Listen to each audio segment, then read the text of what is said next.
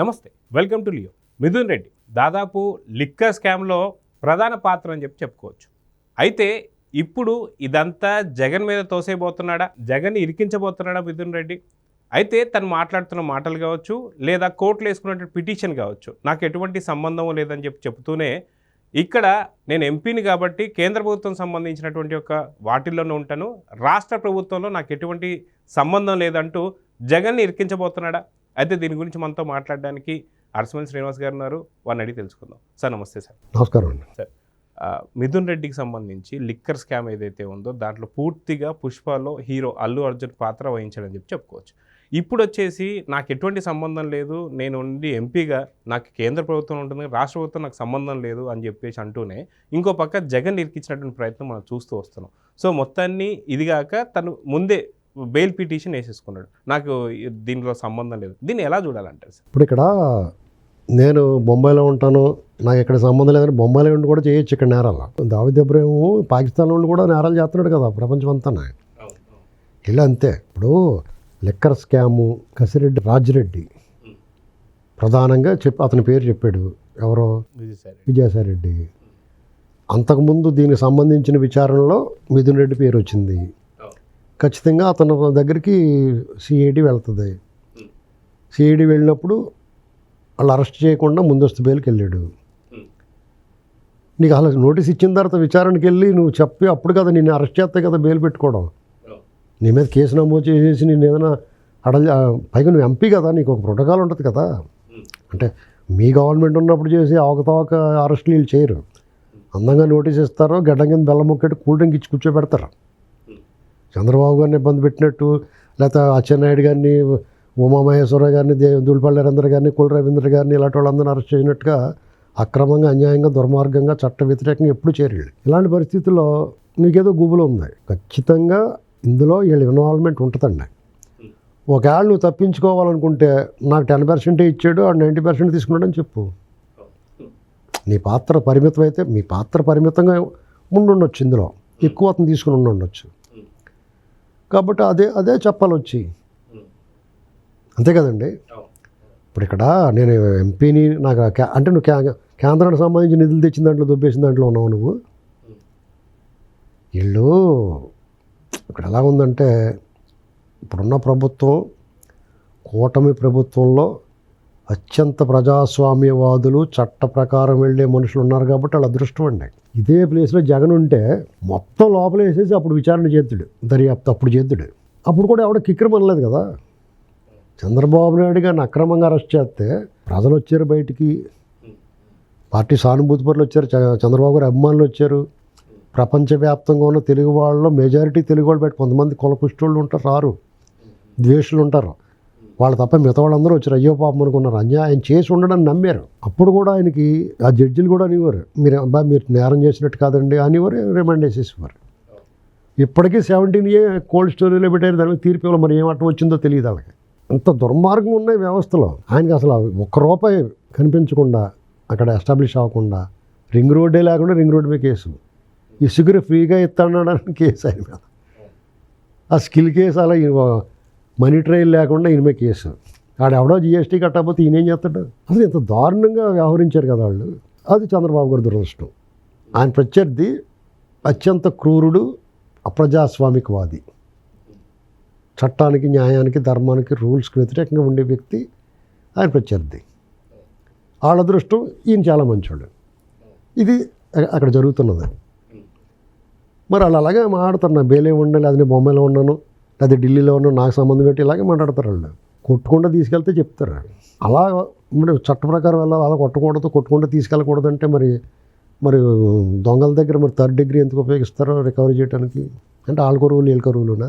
అడవిలో ప్యాలెస్లు కట్టుకున్నాడు, అటవీ భూముల్లో ప్యాలెస్లు కట్టొచ్చా? Trust passers will be prosecuted అని బోర్డులు పెడతారు అక్కడ. రైట్ ఆఫ్ అడ్మిషన్ రిజర్వ్డ్ అని ఉంటుంది. మరి అటువంటి చోట లేకంగా ప్యాలెస్లు కట్టేసుకుంటే ఇప్పుడు వరకు ఒక్కడు కూడా టచ్ చేయలేదు పోయి అటవీ శాఖ అధికారులు. ఏం పీకుతున్నారండి వాళ్ళు? ఇదంతా విచిత్రంగా ఉంది. ఏమన్నా చేసి డబ్బు గట్టిగా పోగేసి ఎవడికి కాలుతాడు పడేసి సర్వైవ్ అవ్వచ్చు ఈ దేశంలో అనేటువంటిది స్పష్టంగా నిరూపించాడు జగన్మోహన్ రెడ్డి. కోర్టు వాయిదాకి వెళ్ళక్క లేకుండా ఏళ్ల తరబడి గడపచ్చు అనేటువంటిది ప్రూవ్ చేశాడు. నిజంగా అతని అచీవ్మెంటే. చట్టం కానీ, న్యాయం కానీ, రూల్స్ కానీ, రాజ్యాంగం కూడా తలదించుకోవాల్సిన పరిస్థితి వచ్చింది. అవన్నీ చాలా కఠినంగా ఉంటాయి, చాలా గొప్పవి. మన చట్టాలు, రాజ్యాంగం చాలా గొప్పవి. నేరాలకు చాలా కఠినమైన శిక్షలు ఉన్నాయి మన చట్టంలో. కానీ దాన్ని అమలు చేసేవాళ్ళు, వాటి మీద నిర్ణయాలు తీసుకునేవాళ్ళు, వాళ్ళ వల్ల వచ్చిన దుర్గతి ఇది. సామాన్యుడికి, సాధారణ పౌరుడికి విశ్వాసం పోతుంది. సాధారణ పౌరుడికి విశ్వాసం పోతే మళ్ళీ ఏం చేస్తాడులే అనుకుంటున్నారు చాలామంది. శ్రీలంకలో చూసాం కదా, అదే జరుగుద్ది. కడుపు మండినోడు, మీకు దేశోద్ధారకులను సినిమా వచ్చింది ఒక 50 ఏళ్ళ క్రితం. ఆకలేసి అన్నం అడిగితే పిచ్చోళ్ళు అన్నారు నాయాళ్ళు, కడుపు మండి న్యాయం అడిగితే ఎర్రోడు అన్నాడు నాయాళ్ళు అని పాట ఉంటుంది. అందులో కడుపు మండినోడు తిరగబడతాడు. తిరగబడిన తర్వాత వాళ్ళు తట్టుకోవడం కష్టం ఎవరికైనా. వీళ్ళు ఏదో సాగుతుంది కదా అనుకుంటున్నారు. వీళ్ళు ఎన్నాళ్ళని గొంతులు మూయగలుగుతారు, ఎన్నాళ్ళని అణిచివేయగలుగుతారండి ఎవరన్నా? అది చాలా అన్యాయంగా ఉందండి పరిస్థితి. ఎవరు ఏమీ చేయలేకపోవటం అనేటువంటిది ఇది ఆంధ్రప్రదేశ్ ప్రజలకు సంబంధించి, ఒక రాష్ట్రానికి సంబంధించిన విషయం. ఒక ప్రభుత్వం లేకపోతే ఒక రాజకీయ పార్టీయో లేకపోతే కొన్ని వర్గాల ప్రజలకు సంబంధించింది కాదు ఇది.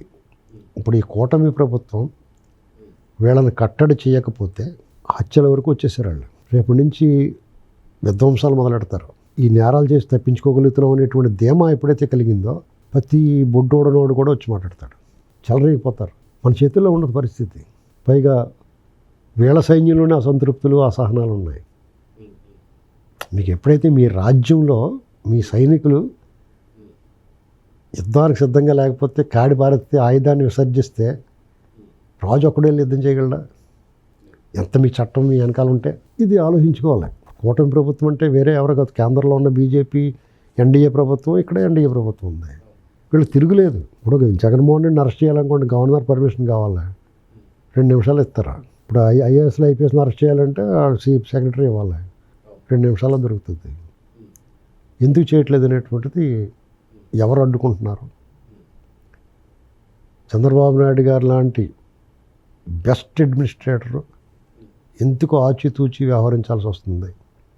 చాలా కఠినంగా వ్యవహరించేవాడు. ఇటువంటి లా అండ్ ఆర్డర్ విషయంలో కానీ, అవినీతి విషయంలో కానీ, ముఠాతత్వాలు, రౌడీ రాజకీయాలు కానీ అణిచివేయటం కానీ ఆయన ఒక రికార్డు ఉంది ఆయనకి. ఈ విషయంలో ఆయన ఒక్కసారి మొన్న అసెంబ్లీలో మాట్లాడిన విధంగా జూలు దులిపెరా పోతు సింగము అన్నట్టు ఏమైనా పంజా విసురుతాడేమో చూడాలి. సార్, అదిగాక ఇక్కడ మనం చూసుకుంటే ఇంకా కొంతమంది వ్యవస్థల్లో వైసీపీకి సంబంధించి సానుభూతి పరులు ఉన్నారని చెప్పేసి అయితే అర్థమవుతుంది. ఎందుకంటే ఇంకా కేసే నమోదు కాలేదు, సిట్టు విచారణ చేస్తుందంతే. కానీ దీంట్లో ఖచ్చితంగా దొరికిపోతాననే సమాచారం దొరికింది కాబట్టి బెయిల్ పిటిషన్ వేసుకున్నారు. అవునండి, వాళ్ళు చెప్పేస్తారు మీకు ఇమీడియట్గా. ఇప్పుడు ఈ ఆఫీసర్లందరికీ వాట్సాప్ గ్రూప్ ఉంది, భార్యలందరికీ. ఆ టైపు పనిచేసే ఆఫీసర్లు ఉంటారు, ఈ టైపు పనిచేసే ఆఫీసర్లు ఉంటారు. వీళ్ళందరూ అందరూ చర్చించుకుంటూ ఉంటారు. ఈ విషయాలు, విధాన నిర్ణయాల విషయాలన్నీ ఆ వాట్సాప్ గ్రూపుల్లో మాట్లాడుకుంటూ ఉంటారు. మరి వాళ్ళకి తెలవకపోతే ఏమవుద్ది?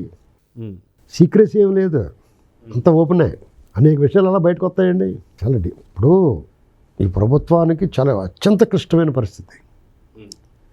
గెలుపైతే ప్రజల చేతిలో ఉన్నది చేసేసారు, వాళ్ళ చేతిలో ఉన్నది చేసేసారు. ఇంకా వాళ్ళు ఏం చేయగలుగుతారు? ఇప్పుడు వీళ్ళ చేతిలోకి వచ్చేటప్పటికి ఎవడైతే వీళ్ళు చెప్తే చేయాలో, పబ్లిక్ సర్వెంట్స్ ఎవరైతే ఉన్నారో అధికారులు, వాళ్ళు చాలా ఆయుధాలన్నీ వాళ్ళు పనిచేయట్లేదు.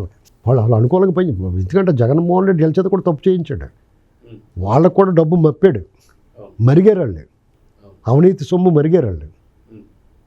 ఇంకా వాళ్ళకి అతనే తీపిగా ఉంటాడు, కానీ వీళ్ళు ఎందుకు తీపిగా ఉంటారు? వాళ్ళు చేసిన నేరాలు బయట ఎందుకు పెడతారు? వాళ్ళు ఒకళ్ళు బయట పెట్టినా వీళ్ళు కూడా ఇరుక్కునే అవకాశం ఉంటుంది కాబట్టి డెఫినెట్గా మీకు అంతులేనండి. తోటరాముడు ఈనాడు ఎమ్మెల్యేల సినిమాలో 94లోనే ఒకరిని చంపి మర్డర్ చేయించాడు, కూడా తిప్పుకుంటూ ఉంటాడు. ఆడు కూడా తిరుగుతాడు పని లేపనా కానీ. ఏంటండి అంతే, అలా చేసాడు అతను. మీకు ఒక పతివ్రతనే, ఒక వేశ్య పతివ్రతను కూడా వేస్ట్ చేసేసింది అనుకోండి, ఏం చేస్తే ఎవరు చెప్పుకోలేదు. అలాగే ఇప్పుడు చాలా క్లిష్టమైన పరిస్థితి. ఇప్పుడు బాబు గారికి ఎంత కష్టంగా ఉందంటే, సొంత పార్టీ నుంచి, సొంత కేడర్ నుంచి, ప్రజల నుంచి ఒత్తిడి పెరిగిపోయింది. ఆయన సజావుగా ముందు సాగనంటే, ఇప్పుడు ఏదో అభివృద్ధి చేసుకుందాం, జాతీయ చేసుకుందాం, ఈ గోల లేకుండా ఉంటుందంటే మళ్ళీ వాళ్ళు వచ్చి ఈ మటర్లో గీటర్లు, ఈ గోల నోటికి వచ్చినట్టు మాట్లాడుతూ ప్రజల నుంచి ఒత్తిడి ఇంకో ఈడు అన్యాయం చేశాడు ఆడ అన్యాయం చేశాడు రకరకాల అదే పరిస్థితి. సో చూద్దాం సార్, మొత్తానికి మిథున్ రెడ్డి ముందే దొరికిపోయి జగన్ అయితే ఇరికిచ్చేశాడు. చూద్దాం ఏం జరగబోతుంది. నమస్తే. Please subscribe to Leo News for more videos.